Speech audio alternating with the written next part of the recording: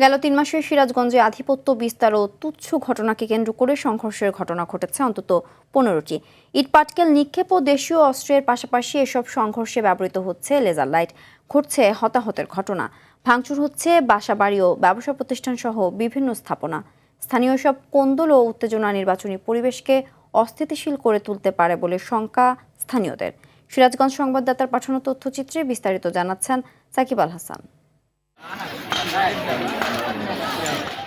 আধিপত্য বিস্তার ও তুচ্ছ ঘটনাকে কেন্দ্র করে সিরাজগঞ্জের পাড়া ও মহল্লায় প্রায়ই ঘটছে দফায় দফায় সংঘর্ষের ঘটনা। গেল ৩ মাসে সর্দারপাড়া, ভাঙ্গাবাড়ি, হোসেনপুর, ধানবান্ধি, পটুয়াবাড়ি, একডালা, গয়লা ও বনবাড়িয়া সহ বিভিন্ন মহল্লায় অন্তত ১৫টি সংঘর্ষের ঘটনা ঘটেছে।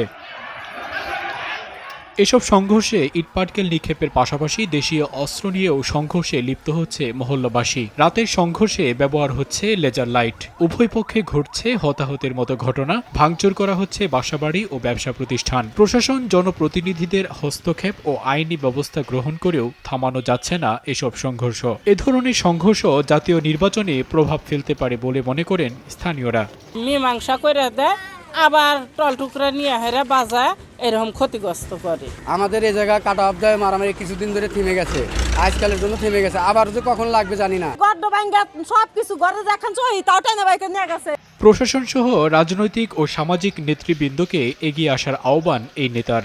আইন শৃঙ্খলা রক্ষাকারীর বাহিনীর পাশাপাশি আমরা যারা সামাজিক ওয়ার্ক করি, আমরা যারা রাজনীতি করি, সকলের দায়িত্ব এই মারামারি নিষ্পত্তির জন্য এগিয়ে আসা।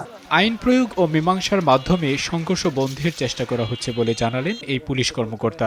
যে পাড়ায় পাড়ায় মারামারি হয়, সেখানে আমরা চেষ্টা করি দুই পক্ষের বিবাদমান পক্ষগুলোকে নিয়ে প্রথমে আলোচনা করার চেষ্টা করি এবং আলোচনা করে চেষ্টা করি তাদের মধ্যে মীমাংসা করে দেওয়ার জন্য।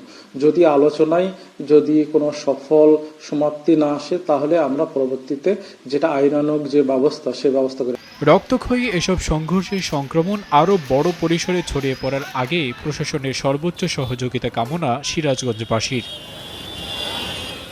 সাকিব আল হাসান, RTV।